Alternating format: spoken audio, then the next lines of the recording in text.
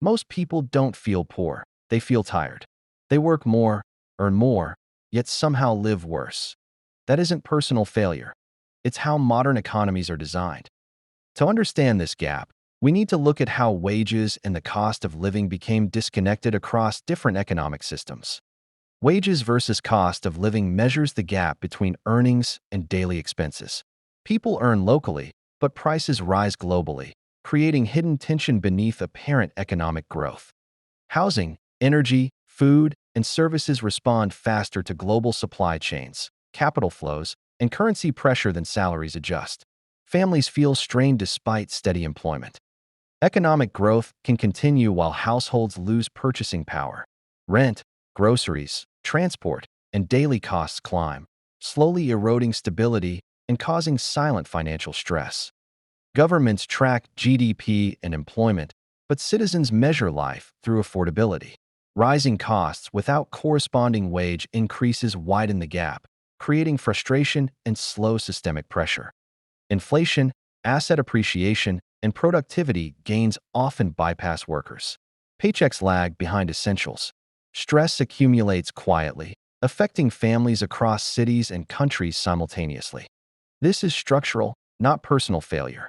Understanding wages versus cost of living explains why optimism fades even during growth cycles and frustration emerges globally. The United States has high wages, yet essential costs rise faster. Average income feels insufficient as housing, healthcare, and education take an increasing share of earnings. Housing prices and rents absorb more income each year. Mandatory costs like healthcare, insurance, and energy pressure families continuously, leaving little room for savings or flexibility. Wage growth exists but often lags asset inflation. Strong employment numbers hide household anxiety. Credit temporarily fills gaps, increasing long-term vulnerability for middle-class families. Two incomes replace one, savings shrink, and financial security feels conditional. Productivity gains concentrate in capital and technology, leaving workers' paychecks behind despite overall economic growth. Regional differences deepen inequality. Opportunity clusters in some areas while costs rise nationwide. Middle-class households experience pressure quietly, even as statistics show employment success. The U.S. case demonstrates that income alone does not guarantee comfort. Cost structures, mandatory expenses, and debt exposure shape real financial well-being across households. Europe shows a model of steady wages and strong protections. Safety nets exist, but rising costs persist, quietly pressuring households despite apparent stability. Energy prices, housing shortages, and taxes absorb increasing portions of income. Disposable earnings shrink while essential costs steadily climb, reducing flexibility for daily life and savings. Germany and the United Kingdom highlight stability, masking erosion. Workers remain employed, yet earnings margins thin. Essentials dominate budgets, limiting discretionary spending and long-term financial security. Inflation hits utilities, food, and transport. Governments cushion shocks with subsidies, but fiscal space is limited. Aging populations increase pressure, demanding more support from fewer working households. Stress accumulates slowly, not suddenly. Households adapt expectations downward, consumption slows, and optimism fades. Productivity investment hesitates as financial pressures quietly tighten over time. Europe demonstrates living standards declining without collapse. Systems function, but margins shrink. Prolonged energy transitions, taxes, and demographics strain affordability, creating structural pressure even amid apparent stability. Inflation-exposed economies reveal the gap most clearly. Wages chase prices instead of leading them, creating constant pressure on households despite continued employment. Nigeria and Brazil experience currency pressure that raises import costs. Incomes adjust slowly while food, fuel, and transport dominate household spending. Purchasing power falls even when jobs exist. Informal work expands as stability shrinks, weakening long-term security and reducing access to consistent income. Governments face difficult trade-offs. Raising wages fuels inflation, while spending restraint deepens hardship. Policy choices rarely protect households from immediate price shocks. Brazil feels commodity cycles through currency swings and price volatility. Nigeria faces added strain from import dependence and energy costs. Households adapt by cutting consumption, delaying education, and relying on networks. Youth prospects narrow, frustration rises, and shocks move quickly from markets to daily life. Low-wage export economies show imbalance between earnings and living costs, where growth accelerates nationally while household purchasing power improves slowly for workers over time. Vietnam and India grow through manufacturing, services, and outsourcing, expanding employment and exports while keeping wages structurally suppressed to maintain global competitiveness for cost-sensitive industries. Urban living costs rise as housing near industrial zones becomes expensive, and transport, food, and energy prices follow global market movements, creating constant pressure households. Workers earn more than before, but income growth relies on overtime, limiting savings, security, and long-term upward mobility for families, especially migrants entering crowded cities. Governments prioritize export competitiveness over wage growth, fearing capital relocation, while productivity gains benefit firms and foreign buyers more than labor across global supply chains.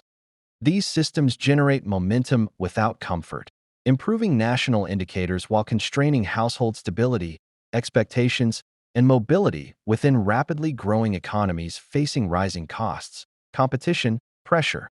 Wages lag prices because cost drivers move faster than labor adjustment.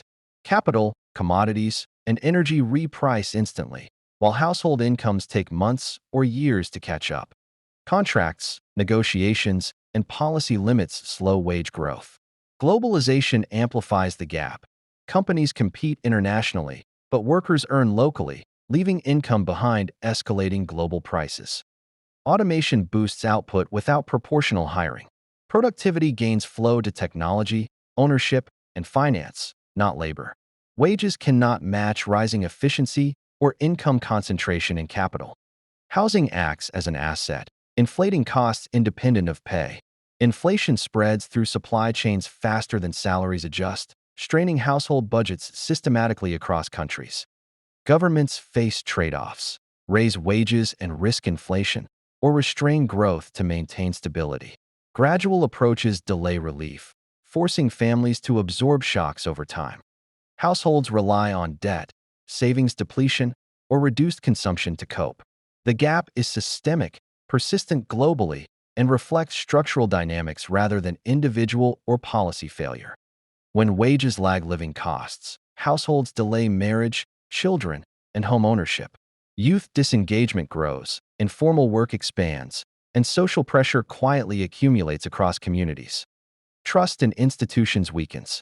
In wealthy countries, frustration surfaces as polarization and political volatility. In emerging economies, migration, protests, and instability become more frequent and visible. Middle classes feel squeezed from both sides, taxed like the wealthy, living like the vulnerable. Pressure builds socially while governments face rising demands with limited fiscal space. Temporary subsidies provide relief, but debt rises. Long-term planning slows. Productivity investment decreases as confidence falls, leaving households and economies more exposed to future shocks. The problem is not poverty alone, but insecurity. People work, yet feel fragile. Daily life constraints reshape politics, labor relations, and social contracts systematically across regions. Economic growth no longer guarantees social calm. The wages versus cost of living gap becomes a structural political force, influencing modern societies across both developed and emerging countries. Future stability depends on balancing income and costs, expanding housing, controlling energy volatility, and raising productivity-linked wages strengthen resilience and protect households against systemic pressure. Countries relying solely on growth statistics struggle. Diversification of industries, products, and exports matters, but equitable distribution of income and opportunities determines real long-term stability. Education, skill upgrading, and domestic industry investment reduce household pressure gradually. Human capital aligns with economic growth, increasing adaptability while reducing exposure to inflation or cost spikes. Monetary stability alone is insufficient if living costs outpace wages. Targeted government support and coordinated policies help households maintain purchasing power and confidence over time. Businesses face pressure to justify pricing and labor practices. Technology can widen or narrow gaps depending on alignment with policy, wages, and domestic income support structures. Structural coordination between markets, institutions, and demographics is essential. When wages align with costs, confidence returns. When they diverge, instability quietly accumulates, shaping modern economic outcomes.